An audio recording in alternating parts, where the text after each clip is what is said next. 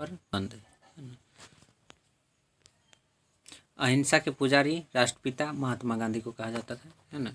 तो महात्मा गांधी का जन्म कब हुआ था? 2 अक्टूबर 1869 ईस्वी को गुजरात के पोरबंदर नामक स्थान पर हुआ था। इनका पूरा नाम मोहनदास करमचंद गांधी था। इनके पिता का नाम करमचंद गांधी था। मोहनदास की माता का नाम पुतलीबाई था, जो करमचंद गांधी जी की चौथी पत्नी थी। मोहनदास अपने पिता की चौथी पत्नी की अंतिम संतान थे। महात्मा गांधी को ब्रिटिश शासन के राष्ट्रीय आंदोलन का नेता और राष्ट्रपिता माना जाता है। गांधी जी का परिवार गांधी की माँ पुतलीबाई अत्यधिक धार्मिक थी। उनकी दिनचर्या घर और मंदिर में बटी हुई थी।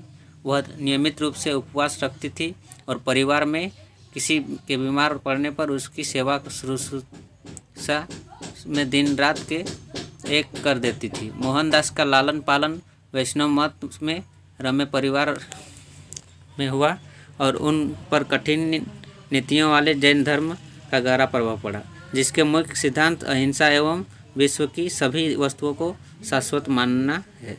इस प्रकार उन्होंने स्वाभाविक रूप से अहिंसा, शाकाहार, आत्मशुद्धि के लिए उपवास और विभिन्न पंथों को मानने वाले के बीच परस्पर सहिष्णुता को अपनाया।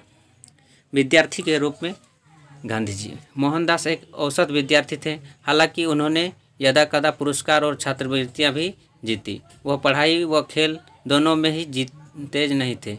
बीमार पिता की सेवा करना, घरेलू कामों में मां का हाथ बटाना और समय मिलने पर दूर तक अकेले सैर पर निकलना उन्हें पसंद था।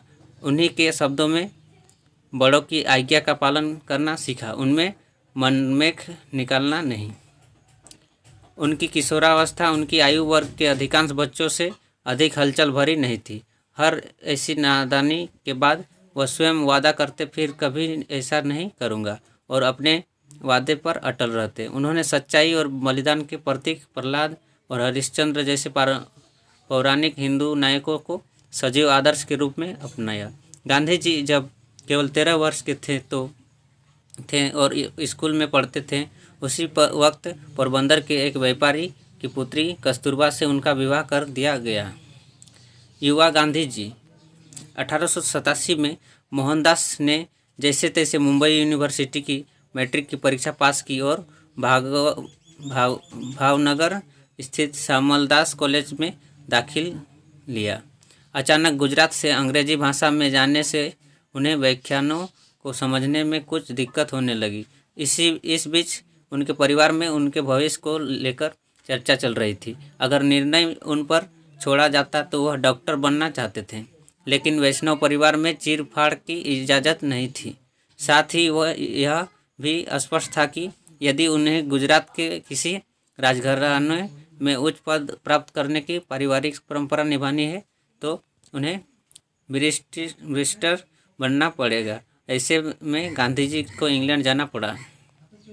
यूँ भी गांधी जी का मन उन्हें उनके श्यामलदास कॉलेज में कुछ खास नहीं लग रहा था, इसलिए उन्होंने इस प्रस्ताव को सहज ही स्वीकार कर लिया। उनके युवा मन में इंग्लैंड की छवि दार्शनिक और कवियों की भूमि संपूर्ण सभ्यता के केंद्र के रूप में थी। सितंबर 1888 में वह लंदन पहुंच गए। वहां पहुंचने के 10 दिन बाद वह लंदन के 4 कानून महाविद्यालय में एक इनर टेम्पल में दाखिल हो गए। 1906 में ट्रांसवाल सरकार ने दक्षिण अफ्रीका की भारतीय जनता के पंजीकरण के लिए विशेष रूप से अपमानजनक अध्यादेश जारी किया। भारतीयों ने सितंबर 1906 में जोहानिसबर्ग में गांधी के नेतृत्व में एक विरोध जनसभा का आयोजन किया और इस अध्यादेश के उल्लंघन तथा इसके परिणाम स्वरूप दंड भुगतने की शपथ ली। इस प्रकार सत्याग्रह का जन्म हुआ, जो वेदना पहुंचने के बजाय उन्हें झेलने, विद्वेषहीन प्रतिरोध उनके करने और बिना अहिंसा के उसने लड़ने की नई तकनीक थी। इसके बाद दक्षिण अफ्रीका में 7 वर्ष से अधिक समय तक संघर्ष चला। इसमें उतार चढ़ाव आते रहे, लेकिन गांधी के नेतृत्व में भारतीय अल्पसंख्यकों के छोटे से समुदाय ने अपने शक्तिशाली प्रतिपक्षियों के खिलाफ संघर्ष जारी रखा। सैकड़ों भारतीयों ने अपने स्वाभिमान को चोट पहुंचाने वाले इस कानून के सामने झुकने के बजाय अपनी आजीविका तथा स्वतंत्रता की बलि चढ़ाना ज़्यादा पसंद किया। गांधी जब भारत लौट आए। सन 1914 में गांधी जी भारत लौट आए। देशवासियों के उनका भव्य स्वागत किया और उन्हें महात्मा पुकारना शुरू कर दिया। उन्होंने अगले 4 वर्ष भारतीय स्थिति का अध्ययन करने तथा उन लोगों को तैयार करने में बिताए जो सत्याग्रह के द्वारा भारत में प्रचलित सामाजिक व राजनीतिक बुराइयों को हटाने में उनका साथ दे सके। फरवरी 1919 में अंग्रेजों के बनाए रॉलेट एक्ट कानून पर जिससे के तहत किसी भी व्यक्ति को बिना मुकदमा चलाए जेल भेजने का प्रावधान था। उन्होंने अंग्रेजों का विरोध किया। फिर गांधी जी ने सत्याग्रह आंदोलन की घोषणा कर दी। इसके परिणाम स्वरूप एक ऐसा राजनीतिक भूचाल आया जिससे 1919 के वसंत में समूचे उपमहाद्वीप को झकझोर दिया। इस सफलता से प्रेरणा लेकर महात्मा गांधी ने भारतीय स्वतंत्रता के लिए किए जाने वाले अन्य अभियानों में सत्याग्रह और अहिंसा के विरोध जारी रखे, जैसे कि असहयोग आंदोलन, नागरिक अवज्ञा आंदोलन, दांडी यात्रा तथा भारत छोड़ो आंदोलन। गांधी जी के इन सारे प्रयासों से भारत को 15 अगस्त 1947 ईस्वी को स्वतंत्रता मिल गई। उपसंहार। मोहनदास करमचंद गांधी भारत एवं भारतीय स्वतंत्रता आंदोलन के एक प्रमुख राजनीतिक एवं आध्यात्मिक नेता थे। राजनीतिक और सामाजिक प्रगति की प्राप्ति हेतु अपने अहिंसक विरोध के सिद्धांत के लिए उन्हें अंतर्राष्ट्रीय ख्याति प्राप्त हुई। महात्मा गांधी के पूर्व शांति और अहिंसा के बारे में लोग जानते थे, परंतु उन्होंने जिस प्रकार सत्याग्रह, शांति व अहिंसा के रास्ते पर चलते हुए अंग्रेजों को भारत छोड़ने पर मजबूर कर दिया, उसका कोई दूसरा उदाहरण विश्व इतिहास में देखने को नहीं मिलता। तभी तो संयुक्त राष्ट्र संघ ने भी वर्ष 2007 से गांधी जयंती को विश्व अहिंसा दिवस के रूप में मनाए जाने की घोषणा की।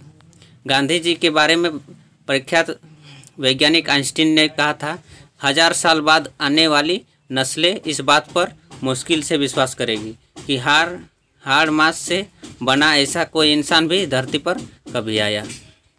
विश्व पटल पर महात्मा गांधी सिर्फ एक नाम नहीं अपितु शांति और अहिंसा का प्रतीक है। ऐसे महान व्यक्तित्व के धनी महात्मा गांधी 30 जनवरी 1948 को नई दिल्ली के बिड़ला भवन में नाथूराम गोडसे द्वारा गोली मारकर हत्या कर दी गई।